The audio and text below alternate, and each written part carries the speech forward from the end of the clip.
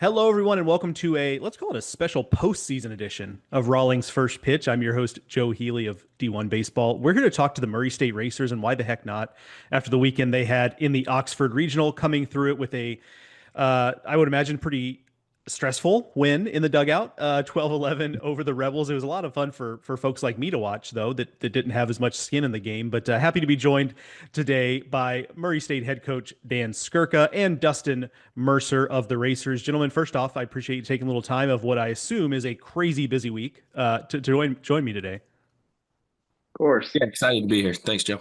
Yeah. I'll start with you, Coach. What have the last 48 hours been like for you? I imagine it's been a little bit of a whirlwind.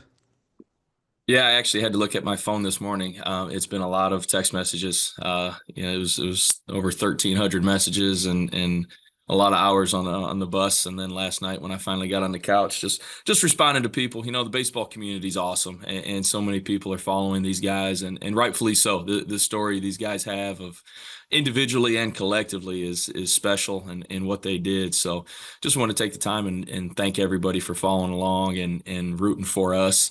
So that and the logistics of, getting to a super, heading to Duke, trying to figure out how to get over there, what all we need and whatnot, kind of uncharted territory for the Racers. So exciting, but that's kind of been the last 48 hours. Dustin, do you even remember the last out gets squeezed in center field? Do you even remember the celebration, or did you black out? Like, do you have any memories of No, it? I was in the post game presser and I got asked something similar and I was like, guys, I don't think I'm gonna remember anything till I wake up in the morning. And but it was awesome. I remember the ball going up to Hoagie, and with the way Ole Miss was swinging it, everything that came off the bat was going over the fence. So I was a little worried there, but once I saw him catch it, yeah, like you said, I don't really remember much. It was all a blur, but it was awesome. Yeah, I'm curious what those Dustin, what those last couple innings felt like when Ole Miss is making their push, which I'm assume y'all knew was coming at some point. Like you were never going to get out of there holding them to 3 runs. That's just the reality. Like, what were those last few innings like? I imagine you had a lot of confidence in your guys, but at the same time, you're right. Every ball in the air, you just hold your breath. Yeah, for me, I mean, if you go look at our schedule, every game we had was a dogfight. So we knew, I mean, number 10 team in the country, or whatever they weren't just going to sit around and let us beat them. They were going to make their push at some point. Ours came early, theirs came a little later. But I mean, we helped them out a bit, which is never ideal. But they weren't just going to sit back. We let the crowd get back into it. But I loved it. I mean, crowd was on their feet, bases were loaded. I mean, it was awesome. I was looking around. I was like, this is supposed to be super stressful. But for me, at the tail end of my career, I was like, what can I ask for? I mean, this is amazing. Yeah, Coach, I have to imagine you felt a little bit similarly where I think you got asked in the post game about what those last couple innings were like. But did you allow yourself at any point, especially in the ninth, when the ninth is going a little bit better, did you think about like how you'd react with a final out? Like, because there's a lot going on, right? You want to congratulate your coaches, but then you got to go shake Yeah. Mike Bianco's hand.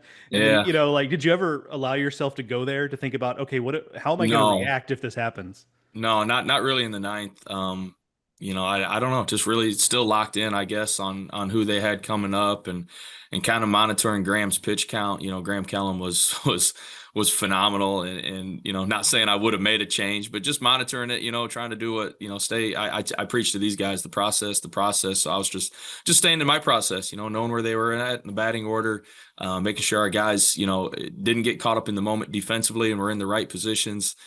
We had a couple guys down in the bullpen, so just kind of kept managing, trying to keep my cool and encourage Graham at the same time. And so no, I didn't really plan anything. And then when that last fly ball was hit, yeah, we just as a coaching staff, man, these guys do so much behind the scenes, and that was just really happy for us to have that moment together. Have the shoes dried out? Are we going with a new pair? What are we doing there? No new pair. Those are limited editions. So unfortunately, those aren't floating around to go get another pair. I don't think they've dried out. They're on my office floor right here. I think I had to get them washed today and get them packed for Durham. But that was special. That was cool. My trick is always newspaper in the shoes, is what they say. You Okay. put newspaper in the shoes, it soaks up the moisture, works Soaks it like a up. charm. Man, they Works. still smell like Powerade. So There's that. Like, I'm they not might saying need it's going to wash help the first. smell, but yeah. Or maybe, you know what? Maybe you just like, maybe it's a good luck thing now. You just roll with the Oof. I dirty don't know if I can shoes, do you that. know. I don't know if I can do that. Dustin, what's your assessment of how the lineup is swinging it right now? Do you feel like this is the best you guys have swung it? I mean, it's been like this all year in terms of every game, it's a different couple of guys. So I think collectively as a unit throughout the whole year, we've had a good offense. But if you kind of look through the year, it's a different couple of guys every game or series or whatever it is. And just this weekend, you kind of saw it. I mean, Hoagie leads us off with a homer on Friday night. Dan Talkin against Georgia Tech hits 2 homers. And this past game against Ole Miss, Veerling and Luke were 4 for 4 to start the game. So it was different guys every time. And I mean, I can imagine for an opposing pitching staff, that's a nightmare because you get through the couple guys you think you're supposed to get out, and then another couple guys kind of step up and take care of business. So, I mean, 1 through 9, you never know what you're going to get, but everybody competes, and sometimes it works out for a couple guys, sometimes it doesn't. So, I mean, it's awesome. It's awesome to watch. It's awesome to be a part of. And Dustin as well. Like, I have to imagine, given what they've been for the team this year, you weren't surprised that Shuddy and Silva were ready to go and wanted the ball in that kind of situation. I mean, those guys are some dogs. I've never seen anything like it. I mean, when Shuddy told me that we were eating breakfast and it was actually the game we lost. He came down that morning. He was like, yeah. He was like, I'm gonna tell Skirk I'm ready to go. Like, didn't you throw 120? He's like, yeah. It's postseason, baby. He was like, I'm going. I was like, that's awesome, man. And Silva, every time he steps on the bump, that man, I watched after the homer he let up, I watched him like kind of puff his chest out and get right back on the mound. I was like, oh, he's gonna be just fine. It was body language, demeanor, everything about it is just awesome. Love watching those guys work. Yeah. Coach, speaking of those two guys, like, what is the kind of recovery this week look like for them? Obviously, it was just a workload that is just different because it was the postseason, right? So what does that look like this week ahead of needing them again this weekend? Well, you guys see the performance and Dusty just touched on that, but what we're able to see is what those guys do behind the scenes every day. I mean, they're constantly in the training room getting treatment. They're in our pitching lab, getting their body right, getting their mind right. I mean, it's a process. It really is, and fortunate during the season, it's usually, without weather, which we had to deal with a ton this year, but usually it's a 7-day, window and cycle that they get on in a routine. And unfortunately for us this year, maybe it prepared them better is that, we had a lot of weather, a lot of games moved, a lot of double headers. So, that process and that routine kind of gets messed up and they had to adapt. And those guys are both tough to where it didn't affect them. So then you fast forward to the postseason. Silva pitched twice at our conference tournament with 2 starts. He opened our conference tournament. He closed our conference tournament in 4 days. So he was kind of familiar with that, but that was a lot on his body. So then we went and opened the regional with Shuddy. Then Silva, we just kind of flip-flopped the order. And then obviously they both came back on Monday with huge, moments and pitch counts. So yeah, now, fortunate, they moved us to Saturday, so they get an extra day's rest. If we would have had to open on Friday, it would have been more taxing on them. But I mean, it's like Shuddy said to Dusty, it's postseason. I don't think they really care right now. They were probably ready to go yesterday and today and whenever they're ready to go. That's their makeup. And They'd have gone in there to throw left-handed if it came to it, just put yeah, the glove on the I other asked hand. Silva last night. I said, Silva, you want to face some hitters today? You need to stay sharp. And he's like, oh yeah, maybe 25, 30. I'll be, yeah, just. And I said, nah, just teasing him. So it was fun. They're awesome dudes. Dustin, I'm curious what difference the first win over Ole Miss made, because you guys, I'm sure you were confident in your ability to go in there and compete, but to do it in the first game and beat Ole Miss, I mean, how much did that help moving forward? Maybe the team realized that we can win this thing. Like, we're in this.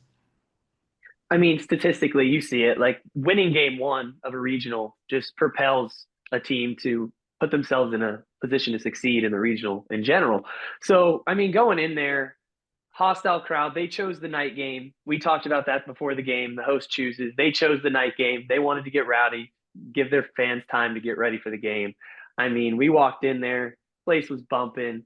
It was awesome though. We walk in, we loved it though. We loved the fact that they all showed up like and just wanted to beat us so badly. And we kind of took that I wouldn't say personal, but like we kind of it fired us up a little bit, gave us some adrenaline, and we walked in there and once we started getting the bats going a little bit, we're like, yeah, we're going to compete. We were playing good defense, we were pitching it well. All three aspects of the game together, and I mean, once that starts happening, when you start playing complete baseball, it's really tough to beat you. My last thing for each of y'all, and I'll start with you, Dustin. What will it take to get on the field and win in Durham this weekend for you guys? Well, I think I touched on it a little bit right there, but I mean, everything starts with pitching. I mean, the saying goes, good pitching beats good hitting every time. So if we get a good start out, Shuddy or Silva, whatever direction we go, I'm not really sure. But if we get a good start, we just Carson and I were talking to Shuddy before this other game, Shuddy and Silva, and we're like, just give us a shot. If you give us a shot, let us hang around. We'll take care of business on the offensive end. So all I ask for is a shot there, and then play defense that we've played all year. That would give us a good chance to succeed. Coach, same question to you. What are you looking at as the keys to the game as you head to Durham this weekend? And my message will be the same to them. You know, yesterday was an off day. Today we're going to get back together as a team, and they're going to hear it. They've heard it all year. The process don't change. Process don't change. It's going to be the same thing. Today's practice is going to be the same thing we did all year to prepare for every other opponent.